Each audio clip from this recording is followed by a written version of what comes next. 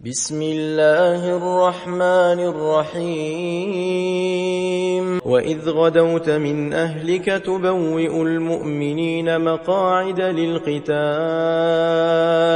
والله سميع عليم إذ هم الطائفتان منكم أن تفشلا والله وليهما وعلى الله فليتوكل المؤمنون ولقد نصركم الله ببدر وأنتم أذلة فاتقوا الله لعلكم تشكرون إذ تقول للمؤمنين ألن يكفيكم أن يمدكم ربكم ب3,000 من الملائكة منزلين بلى إن تصبروا وتتقوا ويأتوكم من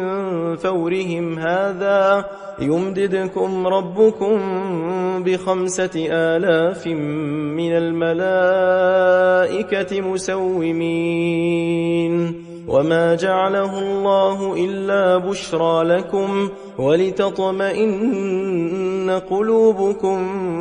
به وما النصر إلا من عند الله العزيز الحكيم ليقطع طرفا من الذين كفروا أو يكبتهم فينقلبوا خائبين ليس لك من الأمر شيء أو يتوب عليهم أو يعذبهم فإنهم ظالمون ولله ما في السماوات وما في الأرض يغفر لمن يشاء ويعذب من يشاء والله غفور رحيم